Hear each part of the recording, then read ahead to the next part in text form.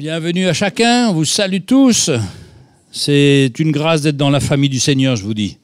Quand je vois le monde, quand je vois la folie de ces gens qui se battent, qui veulent tout, mais c'est pas ça qui va leur donner le bonheur. Le bonheur est en Jésus, mes frères et sœurs. Quelle grâce, quel cadeau. Si je dis ça, c'est parce que j'ai vécu dans le monde aussi et que j'étais bien malheureux, mais que la grâce de Dieu est venue se révéler à moi. Et ça a tellement changé ma vie. J'avais la grâce d'avoir 21 ans, j'avais déjà fait pas mal de bêtises, mais le Seigneur, dans sa grâce, m'a rattrapé. Et c'est un cadeau. Je sais qu'on n'est pas tous comme ça, certains ont attendu beaucoup plus longtemps, mais le temps qu'on vit maintenant, c'est du temps à la gloire du Seigneur, et on est reconnaissant pour ce qu'il a fait dans nos cœurs. Il n'y a pas de regret à avoir. C'est la grâce de Dieu qui s'est manifestée pour nos vies. Et nous sommes tellement reconnaissants au Seigneur. Ce matin, je vais vous lire un texte, mais quand je pense à ce texte, je pense à toutes les mamans qui sont seules, qui élèvent leurs enfants seuls. C'est pas facile, vraiment. Et on a besoin de prier pour nos sœurs qui sont seules et qui ont des grandes responsabilités, soit que leur mari est décédé, soit que leur mari ne les ait jamais épousés. Tellement de situations, tellement de drames, tellement de misère. Et une femme, il faut vraiment qu'elle soit courageuse. Bon, allez, on prend la parole du Seigneur dans l'évangile de Luc, chapitre 8, et au verset 43. Une histoire que tout le monde connaît aussi, on la connaît par cœur, cette histoire-là, de cette femme qui a une perte de sang. Mais on ne veut pas la connaître comme une femme qui a une perte de sang, on veut la connaître comme une femme qui s'est approchée du Seigneur Jésus et qui a été guérie. Évangile de Luc, chapitre 8, verset 43. Or, il y avait une femme atteinte d'une perte de sang depuis 12 ans et qui avait dépensé tout son bien pour le médecin sans qu'aucun ait pu la guérir. Elle s'approcha par derrière et toucha le bord du vêtement de Jésus. Au même instant, la perte de sang s'arrêta. Et Jésus dit « Qui m'a touché ?» Comme tous s'en défendaient, Pierre et ceux qui étaient avec lui dirent « Maître, la foule t'entoure et te presse, et tu dis « Qui m'a touché ?» Mais Jésus répondit « Quelqu'un m'a touché, car j'ai connu qu'une force était sortie de moi. » La femme, se voyant découverte, vint toute tremblante se jeter à ses pieds et déclara devant tout le peuple pourquoi elle l'avait touchée et comment elle avait été guérie à l'instant. Jésus lui dit « Ma fille, ta foi t'a sauvée, va en paix. » Alléluia. Vous voyez, c'est une femme, elle a une perte de sang. C'est quelque chose de terrible pour ce problème, parce que pour la nation juive, cette femme devait être exclue parce qu'elle était impure. Il y a tout un passage dans le Lévitique, dans le chapitre du Lévitique, au chapitre 15, du verset 9 jusqu'au verset 35, jusqu'à la fin, où tout ce qu'elle n'avait pas le droit de faire, elle ne devait pas s'approcher des gens, elle ne devait pas toucher les gens, elle ne devait pas monter sur un animal ou s'asseoir quelque part, parce que tout devenait impur, et que pour quitter cette impureté, il fallait qu'elle s'arrête et qu'elle aille offrir au sacrificateur au temple des pigeons pour se faire pardonner son péché, sa faute, alors que dans ce cas-là, c'était quelque chose qui lui était arrivé il y a 12 ans et qu'elle était exclue de la société. Elle était elle-même fatiguée dans son corps, parce que quand on a une maladie comme ça, on perd ses forces et c'est vraiment difficile. Et puis, voilà, et il y avait cette femme atteinte d'une perte de sang depuis 12 ans et qui avait dépensé tout son bien pour les médecins, sans qu'aucun ait pu la guérir. Et elle ne trouvait pas de solution humaine. Pourtant, pendant 12 ans, elle a essayé de trouver des solutions humaines. Elle a été voir les médecins et les médecins n'ont rien pu faire pour elle. Ça, c'est ce que nous dit Luc. Mais quand Luc lui-même était un médecin, alors, il ne va pas trop parler mal de ses confrères, mais c'est quand même intéressant dans les Bibles d'aller voir dans Marc ce que Marc commente cela, dans Marc chapitre 5, verset 26. Matthieu, Marc, Luc.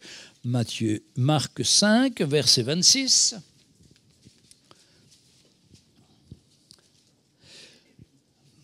Marc, il est beaucoup plus clair. Il nous dit dans le verset 26, au chapitre 5 de Marc, « Elle avait beaucoup souffert entre les mains des médecins et elle avait dépensé tout ce qu'elle possédait. » Donc, Marc, là, lui nous dit, elle avait beaucoup souffert. D'une part, une souffrance à travers les médecins.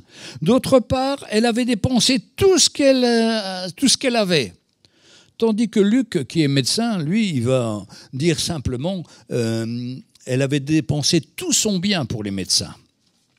Et à l'époque, il n'y avait pas que les médecins. La médecine était réservée, comme encore aujourd'hui, à une clientèle qui avait les moyens de payer. Et donc, elle avait donné tout son argent, tout ce qu'elle avait. Et c'était terrible pour elle, elle n'était toujours pas guérie. Et souvent, dans tous ces pays, comme nous aujourd'hui, on a des charlatans qui nous promettent toujours des miracles, qui nous promettent toujours des grandes choses, mais ils nous demandent toujours de les payer. Et souvent, il n'y a pas de résultat du tout. Et donc, elle est comme abandonnée de tous par les médecins, par les charlatans. Une fois qu'elle n'a plus d'argent, elle n'est plus intéressante pour personne. Et elle porte cela en elle-même pendant ces 12 ans. Elle est fatiguée, mais elle entend parler de Jésus. Elle entend parler de Jésus qui fait des miracles, qui intervient et qui pourrait la toucher et qui pourrait la guérir. Alors elle se dit, si seulement je pouvais le toucher. En même temps, comme elle est impure, elle n'a pas le droit, normalement, d'après la loi juive, de toucher quelqu'un. Et comme elle entend parler de Jésus, elle voit des foules qui sont là. Mais elle se dit une chose, si seulement je peux toucher Jésus, si je peux m'approcher de lui, le toucher, je suis sûr que je serai guéri. Et elle n'a pas fait que penser à ça, elle s'est mise à l'œuvre. Vous savez, nous, des fois, on prie, on sert le Seigneur, et puis on se décourage tout de suite. Non, elle a dit, mais il faut que j'y aille, il faut que je me fasse violence et que j'aille malgré qu'il y a cette foule. Et quand il y avait toute cette foule qui était là, elle dit, si seulement je peux toucher son vêtement, moi je vais faire ma part et Jésus va faire le reste.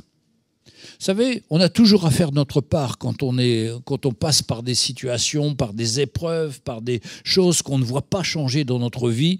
On doit avoir une part pour être dans la foi et faire les choses en criant au Seigneur, en montrant qu'on croit en lui et que Jésus étant vivant, il va manifester sa grâce. Mais si on reste dans notre coin à pleurer, à se lamenter sur notre situation, rien ne se passera. En plus, plus on pleure, plus on se lamente, plus la dépression vient à notre porte.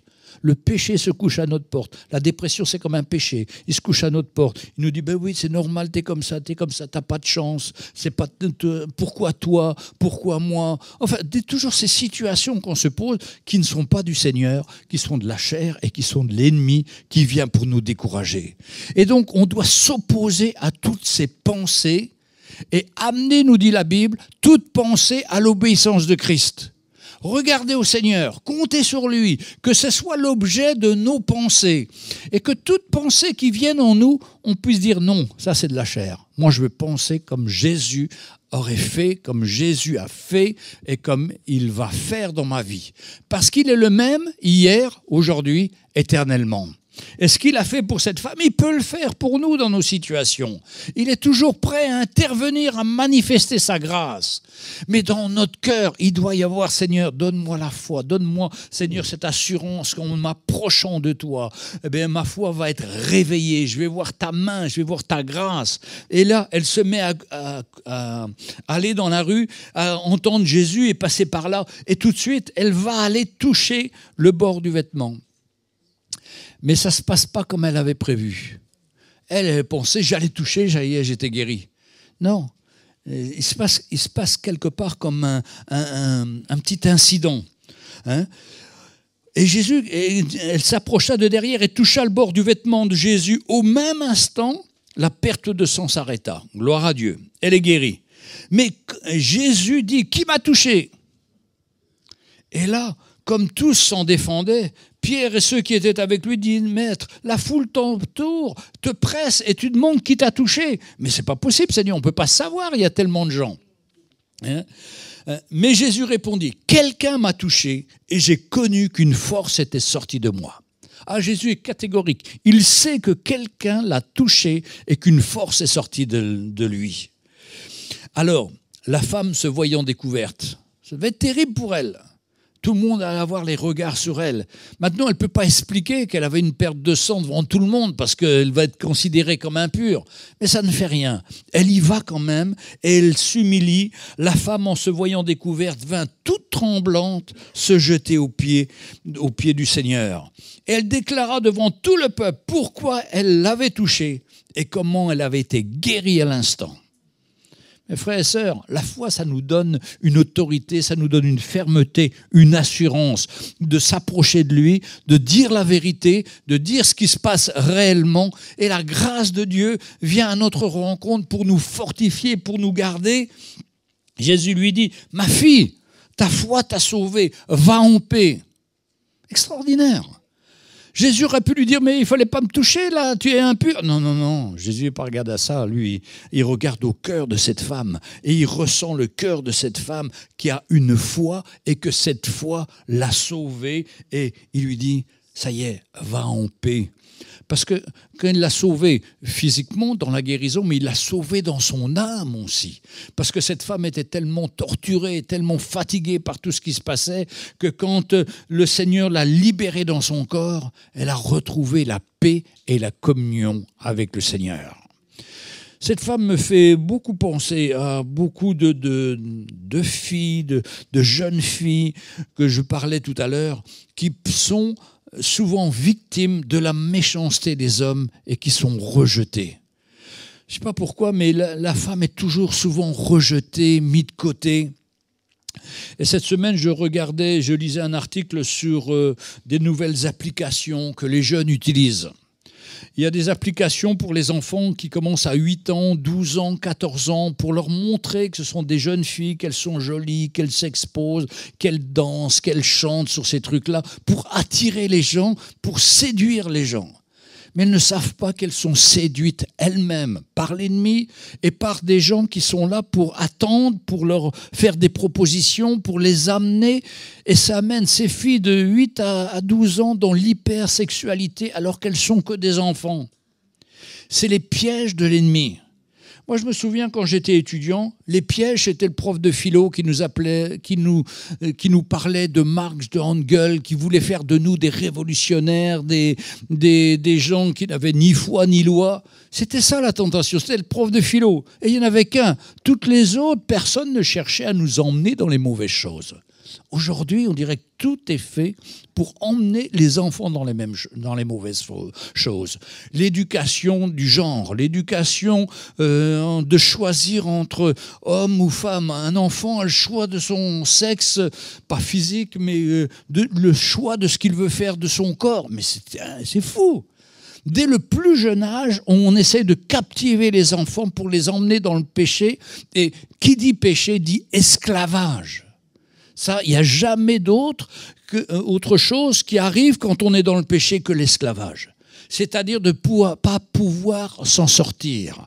Ces petites jeunes filles qui se déguisent, qui se mettent du rouge à lèvres, des tas de choses sur la figure pour paraître plus vieilles, pour être séduisantes, mais c'est un esclavage qui va les emmener encore beaucoup plus loin à être captives de ce monde.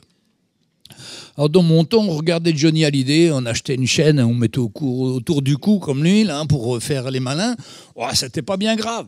Mais aujourd'hui, on prend carrément la vie de nos enfants, on les séduit, on les emmène dans un esclavage où il va falloir publier des vidéos tous les jours, toutes les semaines ou tous les mois, et ça va les tenir captifs, prisonnières, pour les préparer à ce que toute leur vie, elles soient esclaves. Frères et sœurs, c'est terrible, c'est terrible. Et ça me fait peur quand on voit un enfant, qu'est-ce qu'il va devenir ? Quel va être son avenir ? Est-ce qu'il va pouvoir choisir Jésus ? Je me souviens, il y a des années, j'étais allé dans une famille et je demande à la dame si elle avait des enfants. Elle me dit, oui, j'ai des enfants. Alors elle me dit, viens, je vais te les montrer. Et on descend dans la cave. Et là, dans la cave, ils étaient en train de préparer une soupe. Oui, mes enfants sont en train de préparer une je sais pas quoi, pour une fête. Ils vont faire une fête dans la cave avec tous leurs collègues. Et j'arrive, ça sentait le hashish, ça sentait la drogue. Et ils étaient en train de faire cuire dans une grosse marmite tous des produits illicites. Et tout ça parce qu'il a invité les copains. Non, mais j'ai dit, oh, Et la pauvre sœur, elle ne savait pas du tout. Et elle ne voyait pas. Et moi, j'étais vraiment gêné dans cette situation. Ça m'a rappelé ma propre maman. Quand mon petit frère avait décidé de faire la fête avec ses copains, eh bien, un jour, mon oncle qui est médecin arrive dans la maison et voit plein de pots de fleurs partout. Mais qu'est-ce que vous faites? Qu'est-ce que c'est que ces fleurs-là? Demande mon oncle qui est médecin. Et donc, ma maman dit, ben, c'est à mon fils, il aime bien les fleurs. Alors, tous les matins, je les arrose. Mais il dit, mais c'est du hashish, c'est de la drogue. Ma pauvre maman, elle s'est mise à pleurer, elle était finie. Elle participait sans le savoir à ce que mon frère fasse des bêtises avec cette drogue et tout ça. Frères et sœurs, il faut que nous, les parents, on ait les yeux ouverts. Il faut qu'on ait les yeux ouverts et qu'on n'ait pas honte de reprendre nos enfants et de leur montrer le chemin. Il y a tellement de pièges pour eux. L'ennemi, il y a tellement de stratégies pour elle, pour chacun de ses enfants. Et c'est encore pire quand on est une jeune fille, parce qu'on veut plaire, mais on ne se rend pas compte de la vie. Nous qui avons un peu plus de recul, combien on a vu des jeunes filles être enceintes et pleurer, être seules pour élever cet enfant. Plus personne n'est avec elle, plus personne ne veut la voir, ils l'abandonnent tous. C'est terrible, mes frères et sœurs, cette solitude, cette difficulté, cette solitude dans laquelle elle se trouve. Bien sûr, c'est souvent l'occasion pour ces jeunes filles ou pour ces personnes de se donner au Seigneur. Parce que tant qu'on fait la fête, on croit que tout va bien, que ça va continuer toute notre vie. Mais quand les choses s'arrêtent et quand on passe par des drames, par des situations difficiles, où on a abandonné des hommes, rejeté des hommes, on n'a plus qu'une chose à faire, c'est de chercher le Seigneur, c'est de s'approcher de lui. Mais c'est dramatique parce qu'on a perdu une partie de notre vie, on a des conséquences dans notre vie. Mais on compte sur la grâce du Seigneur. Et mes frères, cette femme-là, elle représente vraiment quelqu'un qui a été eu par toute la société. Elle a dépensé tout son argent. Elle a été rejetée par les hommes religieux, par les hommes pharisiens. Plus personne ne veut la voir. Et surtout, elle ne peut pas dire son secret. Le secret, c'est qu'elle est malade, c'est qu'elle a une perte de sang. Elle ne peut pas le dire. Et c'est pas glorieux. Elle est esclave de cette chose. C'est pareil que ces jeunes qui tombent dans l'alcoolisme ou qui tombent dans la drogue, qui tombent dans la pornographie. C'est difficile d'expliquer ça au pasteur. C'est difficile d'aller le voir et de lui dire « Mais mes frères et sœurs, il faut que le Seigneur nous libère. Le Seigneur veut nous libérer de toutes ces choses. Parce que ce sont des chaînes qui viennent pour nous rendre captifs et nous bloquer. » Quand on entend ce qu'ils disent dans les journaux sur les sites pornographiques ou autres, mais c'est 90% de la population qui sont pris par ces choses, qui sont esclaves de ces choses, qui sont addicts, qui ne peuvent pas se passer de ces choses. Mais c'est un esclavage extraordinaire. Ça n'apporte pas la paix, ça n'apporte pas la joie. Au contraire, ça rentre dans une chair qui demande toujours plus. Mais quand Jésus touche quelqu'un, il lui dit comme à cette femme, va en paix.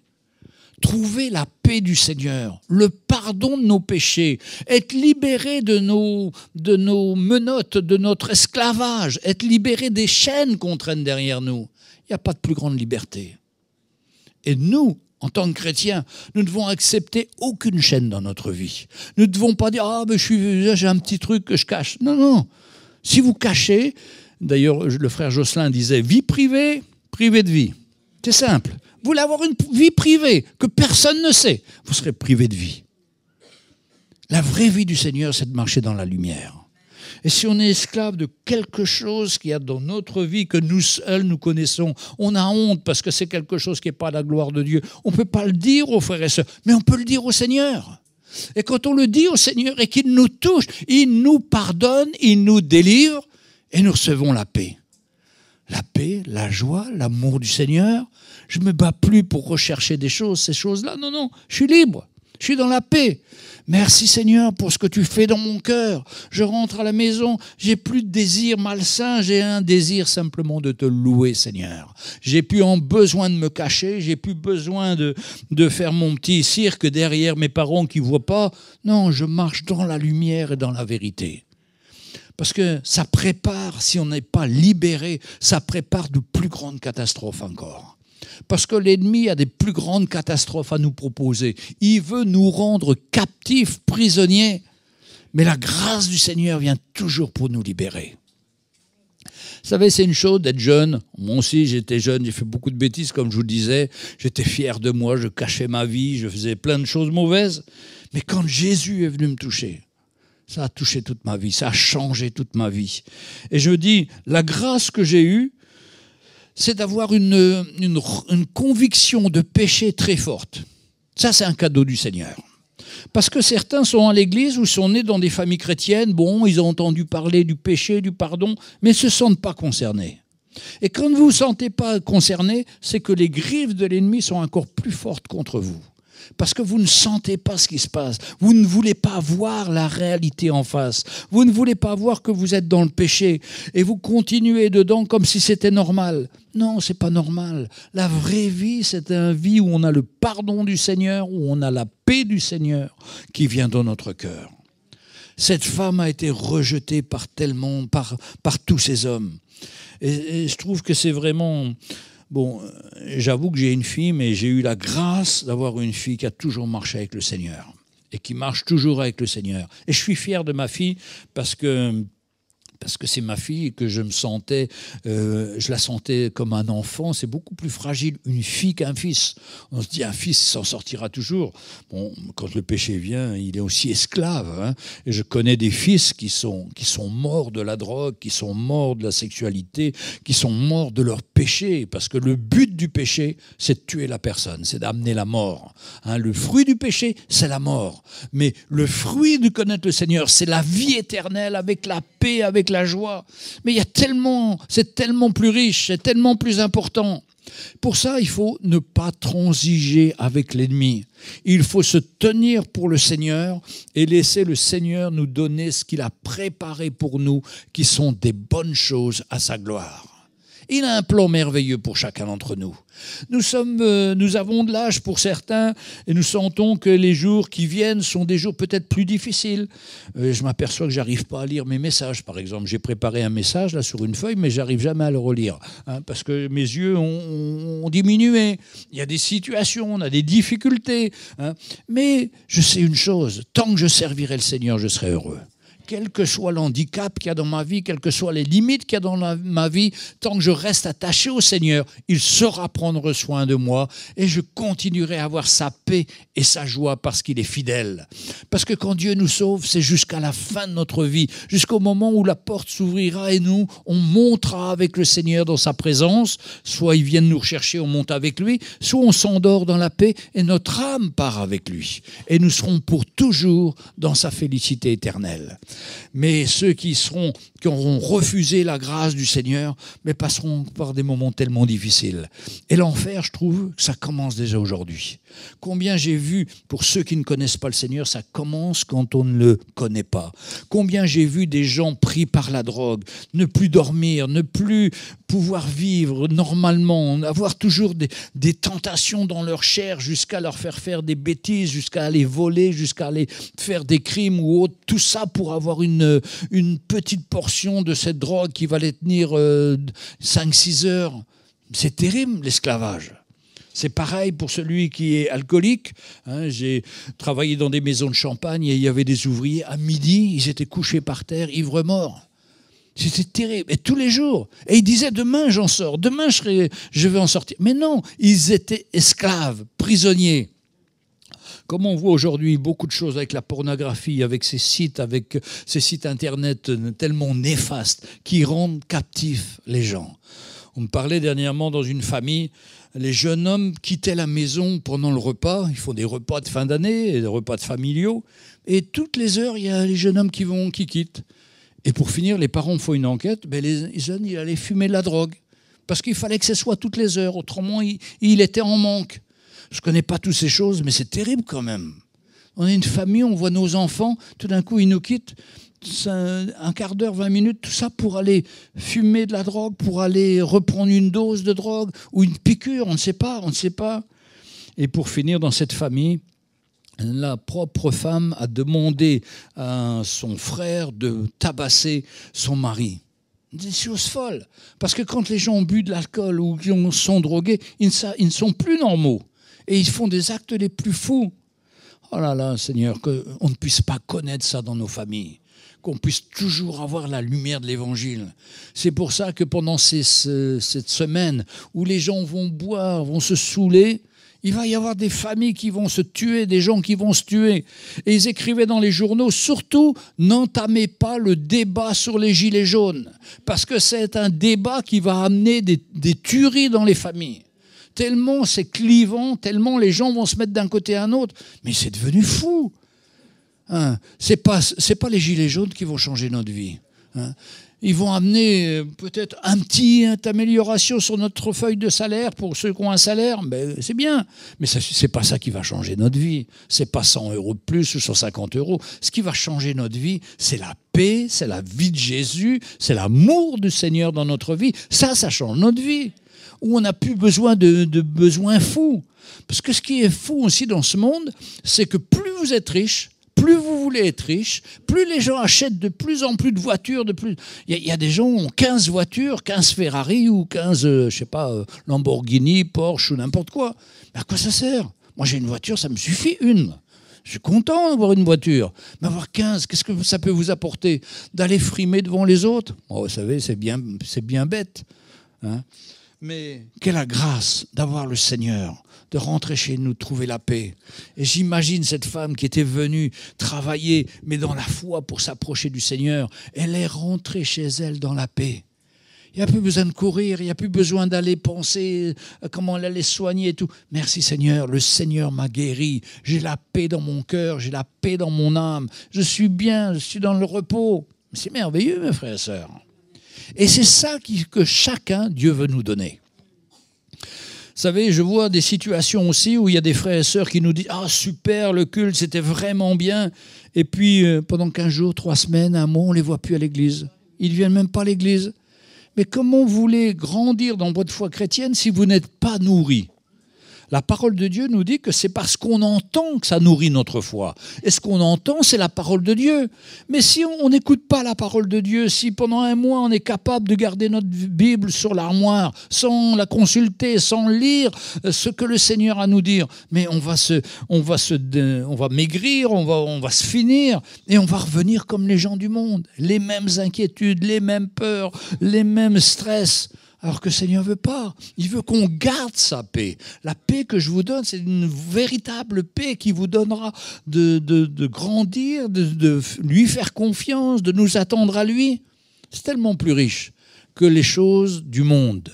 Vous savez, quand les gens vont faire la fête, ils vont boire un petit coup, ils vont être contents pendant 1 heure, puis après les histoires vont commencer, les histoires de famille. Les jalousies, les uns avec les autres, mais c'est à fuir. Hein. Nous, ça fait des années qu'on ne va plus à ces repas de famille, dans ma propre famille.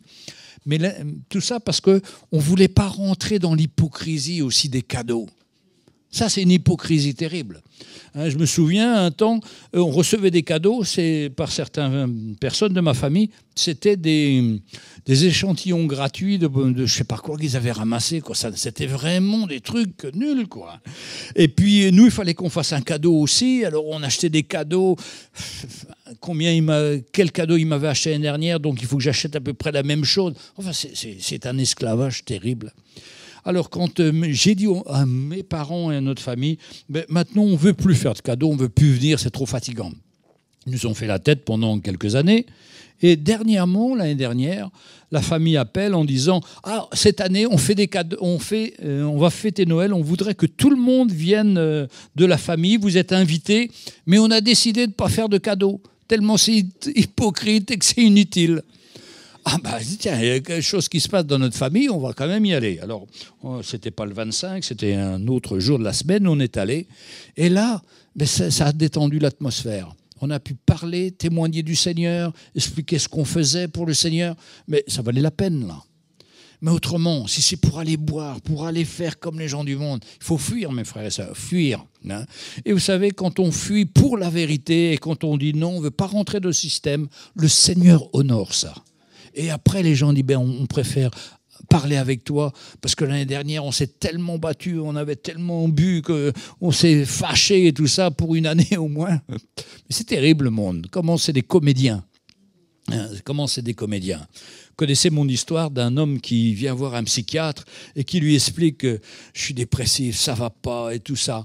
Et le psychiatre l'écoute, il est sur le divan, le gars il raconte, je suis triste, je rentre, je pleure et tout. Et le psychiatre lui dit, vous devriez aller voir un comédien célèbre qui raconte plein de blagues et vous verrez, c'est marrant, c'est hilarant, c'est super, ça vous fera beaucoup de bien parce que vous n'avez pas de problème. Et ce comédien, il s'appelle, bon, je ne vais pas dire un nom, mais un nom d'un grand comédien. Et le gars lui dit, mais ce comédien-là, c'est moi. C'est-à-dire qu'il est capable de faire rire les autres, mais lui, il est dans un malheur profond. Et vous verrez qu'il y a beaucoup de comiques en France qui sont morts, qui sont suicidés, ou qui sont morts de cancer ou de situation, parce qu'ils jouaient un rôle. Et l'homme est capable de tromper les autres hommes par un théâtre, par un cinéma, par un truc. Mais la vérité n'est qu'en Jésus-Christ. Être vrai, c'est d'être en Jésus-Christ. C'est de ne pas avoir honte de l'Évangile et d'annoncer l'Évangile à tous ceux qui sont esclaves, qui sont prisonniers. Et le Seigneur, dans sa grâce, va les toucher. Et c'est justement encore une occasion que l'on a en tant que chrétien de ne pas rater pour annoncer l'Évangile. Mais pour ça, il ne faut pas se compromettre comme les autres. Je me souviens quand on allait dans des familles, il y en a qui buvaient, c'était pourtant chrétiens. Et puis, non, ils avaient envie de faire la fête. Mais une fois qu'ils avaient trop bu, c'était pareil que les gens du monde. Non, il y a une attitude à avoir, il y a une position à avoir. Celui qui est en nous est plus grand que celui qui est dans le monde. On n'a pas à imiter le monde, on a besoin de regarder à Jésus et de s'attendre à lui. Mes frères et sœurs, là, avec le Seigneur, on est libre. On peut y aller, mais on reverra toujours la même situation. Et c'est comme ça aussi qu'on grandit et qu'on s'aperçoit que, mais non, c'est un cinéma, c'est une comédie. Mais moi, je ne veux pas rentrer dans cette comédie. Je veux servir le Seigneur et aller là-bas pour annoncer la lumière. Mais j'ai des choses à faire et à ne pas faire surtout et à me tenir pour le Seigneur. Est-ce que vous voyez ce que je veux dire, mes frères et sœurs? On ne va pas vous dire n'allez pas, ne faites pas, chacun est libre. Mais profitez des expériences que vous faites, aussi bien positives que négatives. Parce que Dieu, dans sa grâce, il veut nous faire prendre conscience des situations et de réagir de la meilleure façon. Si on tombe, eh bien on tombe, on s'humilie devant le Seigneur. Mais l'année prochaine, je ne me ferai pas avoir. Parce que je sais que cette année, je suis passé à côté. Mais non, Seigneur, je vais me tenir pour toi. Et le Seigneur, dans sa grâce, va nous aider. Amen. Mais c'est des temps vraiment troublés, c'est des temps où nous devons être des modèles aussi pour nos enfants, nos petits-enfants, et se tenir pour le Seigneur. Quelle grâce! Est-ce que voulez-vous tenir pour la vérité, vous attendre au Seigneur, être ces témoins que Dieu veut? Moi, cette sœur-là, et puis Jésus lui dit, va, ma fille, il l'appelle ma fille. Le Seigneur, c'est notre papa. C'est extraordinaire, ça. Il aurait dit, bon, mais va-t'en, maintenant tu es guéri. Non, non, non. Il lui dit, ma fille, celle pour qui je vais donner ma vie pour toi sur la croix. Et pour chacun d'entre nous, le Seigneur appelle, mon fils, ma fille, j'ai donné ma vie pour toi. Ne fais pas n'importe quoi avec ta vie. Tiens-toi pour moi dans toutes ces situations. Sois mon témoin. Et souvent, quand je parle à des jeunes filles ou autres, ou que j'ai des entretiens, j'aime les appeler ma fille aussi. Parce que je me sens responsable d'eux. Je me sens responsable de vous, chaque frère et sœur. Parce que c'est ma responsabilité devant Dieu que vous preniez le bon chemin, que vous serviez le Seigneur. Que si je peux, par ma vie, vous aider à trouver le chemin, ben c'est mon but, c'est mon souhait. Alors, ce n'est pas une familiarité quand je dis aussi ma fille, mais ça veut dire beaucoup. Je veux vous protéger, je veux vous aimer comme j'aime ma fille, c'est-à-dire essayer de l'amener sur le bon chemin, la voie du Seigneur, le plan du Seigneur, pour qu'elle ne connaisse pas toutes les misères que ceux qui sont filles indépendantes mènent leur vie, sont fiers d'être indépendants, puis sont esclaves de leurs péchés et sont enfermés dans tous les pièges de l'ennemi. Alors, le Seigneur dit, ma fille, ta foi t'a sauvée. Frères et sœurs, qu'on réagisse par la foi, qu'on fasse confiance au Seigneur. Il y a plein de monde qui fait la fête, mais moi je vais chercher le Seigneur pour toucher son vêtement et m'attendre à lui. Une fois dans ma famille aussi, c'était une grande fête, c'était une communion de mon petit frère, celui qui a fait tellement de bêtises dans sa vie. C'était sa communion parce qu'on était une famille religieuse. Et puis, je me dis, il faut que je témoigne du Seigneur, il faut que je témoigne du Seigneur. Alors je vais chercher mon oncle, ma mère me dit, va chercher ton oncle qui arrive à la gare, dans le village, et là, tu vas aller le chercher au train et tu vas le ramener à la maison. Oh là là, j'ai dit, mon oncle, c'est un alcoolique extraordinaire, c'est un gars qui est en feu, mais en feu dans la chair, pour boire, pour dire des gros mots, pour se tenir comme vraiment un goujat. Alors j'ai dit, je vais lui témoigner. Alors je m'étais dit, à l'époque, c'était l'époque où on faisait des autocollants, et je découpe un autocollant, Jésus t'aime et veut te sauver. Alors je dis, je vais mettre ça sur le côté de ma voiture, là il y a le côté du chauffeur, mais à côté, le côté où on prend le passager. Et je vais mettre en lettres fluorescentes, Jésus t'aime et il va te sauver. Alors je suis sûr que quand il va voir ça, je vais pouvoir lui témoigner tout ça. Alors arrive mon fameux oncle là, un grand numéro, et puis il arrive, il monte dans la voiture, et au lieu de se mettre normalement, comme ça, il se met comme ça, et il cache toutes les affiches que j'avais fait avec son bras. Et il commence à me raconter ces histoires plus ou moins d'alcooliques, des histoires de fêtes et tout ça. Bon. Oh, puis j'arrive, mince, j'ai pas pu lui témoigner un mot, j'ai pas pu. Parce que vous savez, les gens du monde, quand ils veulent pas qu'on leur parle, c'est eux qui parlent, et on ne peut plus les arrêter. Bon, je les amène, il y a la fête, bon, et vers minuit, je suis découragé. C'était vraiment dans la chair, c'était vraiment charnel, l'alcool, la folie, des histoires cochonnes, toutes les mauvaises choses. Et je monte tout seul dans ma voiture. Et puis d'un coup, je vois les lettres fluorescentes. Jésus t'aime et veut te sauver.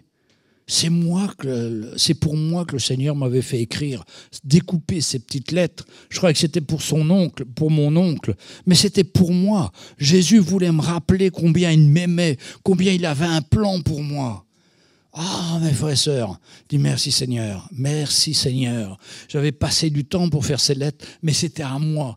Et c'est resté dans mon cœur que toutes les fois que je passe par une situation difficile, je me rappelle que Jésus m'aime et qu'il a un plan pour ma vie.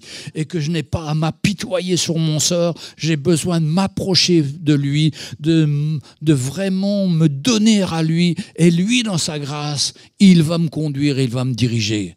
Mes frères et sœurs, on a quelque chose de fort dans notre vie. Jésus nous aime, chacun d'entre nous. Mais nous aime jusqu'à aller donner sa vie. Alors que nous, on était des mauvais, on faisait que des bêtises, on ne le recherchait pas. Mais par amour pour nous, il s'est donné. Rappelons-nous toujours cela. Et ça vaut le coup de se priver des folies du monde pour rentrer dans le plan du Seigneur, parce que c'est là qu'il y a la paix, c'est là qu'il y a la joie, c'est là qu'il y a la vie du Seigneur.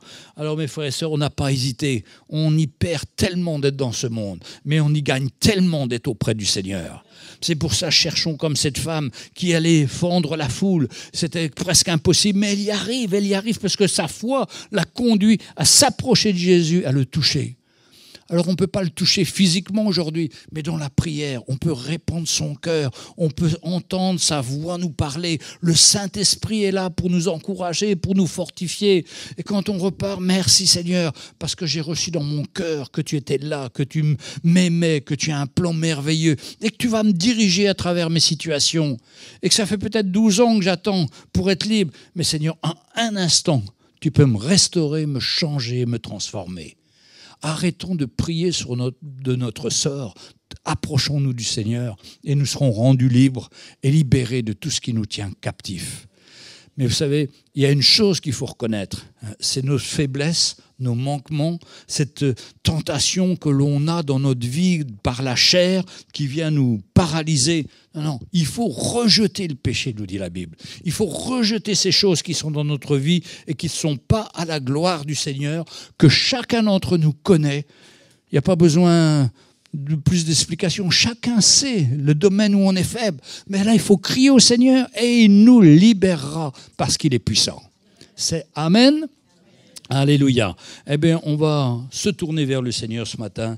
On va s'attendre à lui. Et si on a quelque chose qu'on voit encore dans notre vie, que j'ai traîné cette semaine, qui m'a fatigué, Seigneur, je veux te le remettre. Je veux m'attendre à toi et je veux être libéré.